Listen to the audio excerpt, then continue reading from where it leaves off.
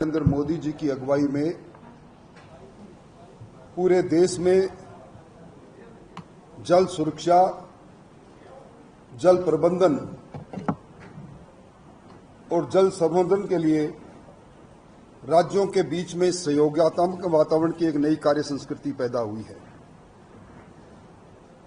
राजस्थान के मुख्यमंत्री भजनलाल जी को मैं राजस्थान का आधुनिक भागीरथ कहूं तो कोई अतिशयोक्ति नहीं। यमुना जल समझौता 1994 में भैरव सिंह जी शेखावत के अथक प्रयास से केंद्र सरकार और 5 राज्यों के बीच में हुआ था। समय की धारा बहती गई चली गई। 32 साल पुराना वो फैसला हमारे यशस्वी मुख्यमंत्री भजनलाल जी की दृढ़ इच्छा शक्ति से 2.5 साल में पूरा हुआ। आज का दिन राजस्थान की शेखावाटी का वो क्षेत्र जो देश में सर्वाधिक सैनिक पैदा करता है,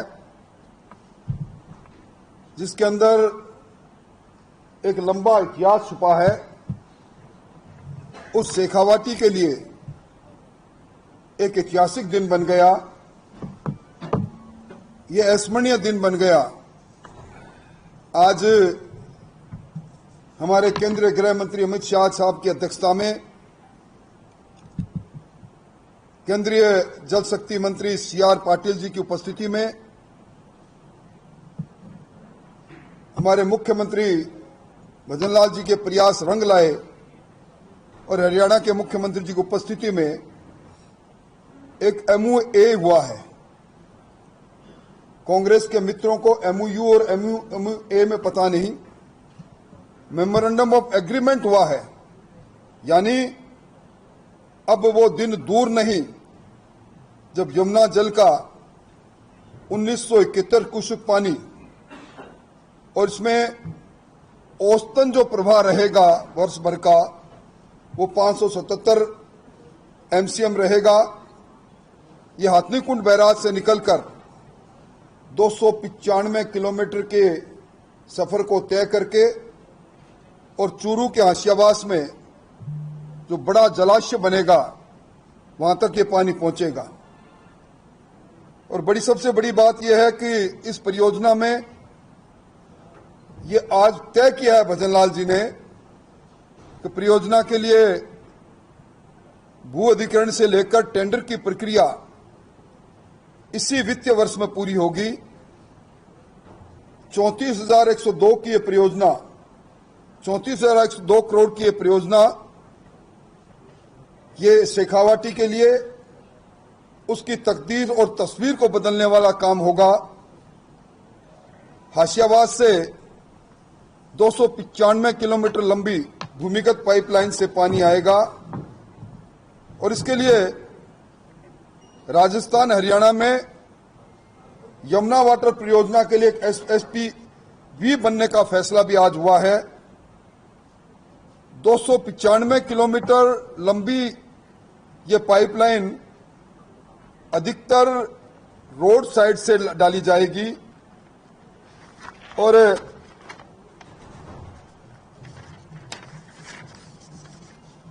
सबसे पहले जो मैंने आपको बताया, भैरव सिंह जी ने 1994 में फैसला किया था, उसमें 1119 MCM पानी टोटल आवंटित हुआ था राजस्थान में प्रतिवर्ष के लिए। और उसके बाद 5 राज्यों की सहमति से एक अपर यमुना रिवर बोर्ड बना, उसकी 22 बैठकें हो गई, नतीजा कुछ भी नहीं निकला। और उसमें भी हथनीकुंड के लिए और ओखला से अलग अलग दोनों जगह से, हथनीकुंड से 1917 और ओखला से 1281 क्यूसेक पानी का आवंटन तय हुआ था। इस बार जो फैसला हुआ है इसमें जितनी बधाई दी जाए भजनलाल जी को कम है। रेणुका, कसाऊ और लखवार बांध में हमारा हिस्सा 201 MCM ये निरंतरता से हमें मिलेगा, जिस प्रकार आज पोंग डैम में हमारा हिस्सा है, इसी बैठक में तय हो गया कि ये पानी जो 201 MCM है, ये इन तीनों बांधों में वर्षों पुराना जो हमारा एग्रीमेंट चल रहा था, जो 2019 में भी इसके लिए प्रयास हुए थे, 6 राज्यों के बीच में MOU हस्ताक्षर हुआ, पर इसकी भी परिणति अभी हुई है। अब तक 8 बार इस काम के लिए संयुक्त टास्क फोर्स की बैठकें हो गई।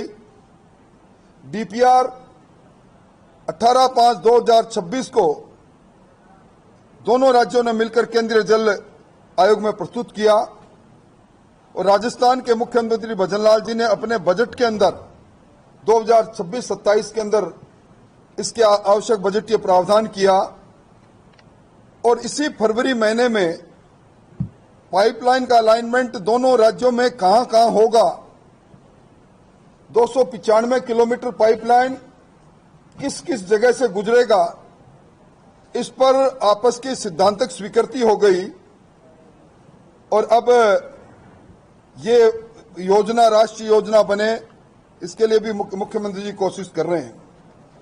कल इस पूरे काम के लिए शेखावाटी और राजस्थान के भारतीय जनता पार्टी के कार्यकर्ता अपने महबूब मुख्यमंत्री जी का जयपुर एयरपोर्ट पर 9:30 बजे भव्य स्वागत और अभिनंदन करेंगे।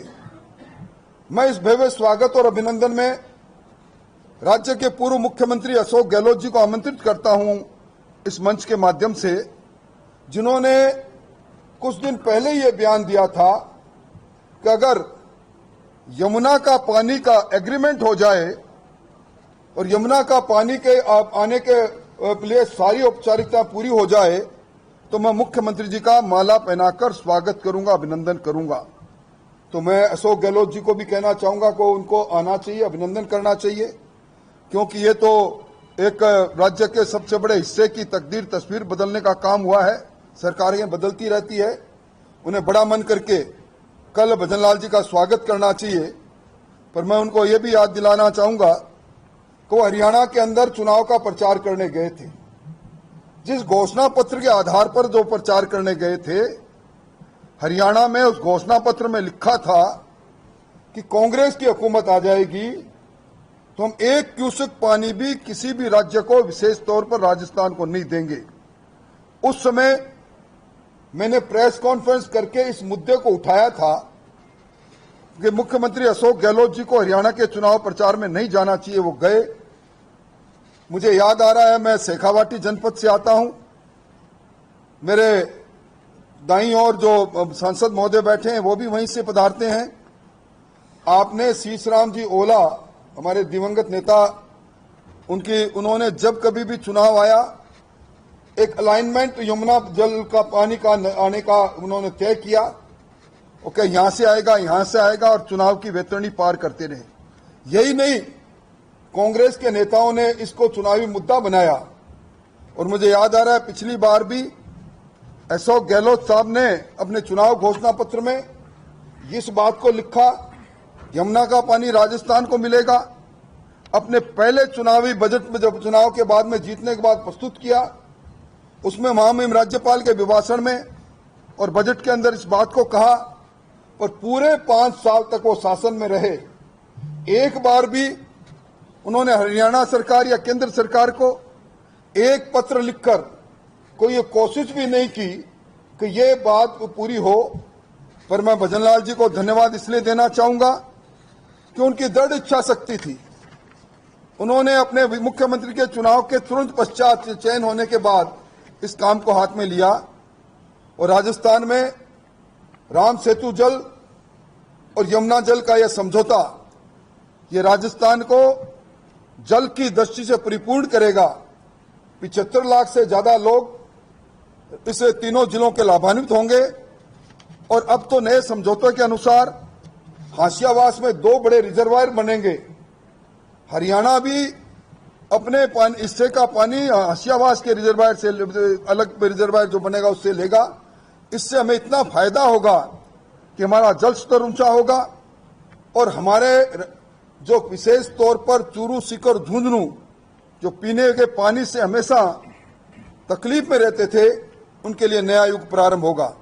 मोटे तौर पर कल सुबह 9:30 बजे हम मुख्यमंत्री जी का अभिनंदन करेंगे।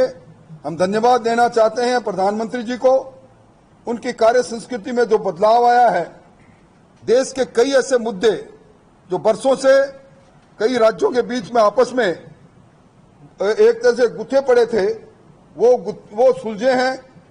और इसके साथ ही धन्यवाद देना चाहेंगे हम गृह मंत्री अमित शाह साहब को, कि जिनके अध्यक्षता में इस बैठक में राजस्थान को 32 साल पुराना उसका हक मिला।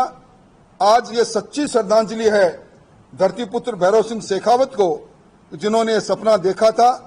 उनके सपनों को साकार करने के लिए मैं दूसरे किसान पुत्र भजनलाल जी को धन्यवाद देना चाहूंगा। अब स्मेधानंद जी सांसद रहे सीकर से। स्मेधानंद जी ने कई बार इस मुद्दे को संसद में उठाया। मैं उनसे कहूंगा कि वो भी अपनी कुछ बात कहें।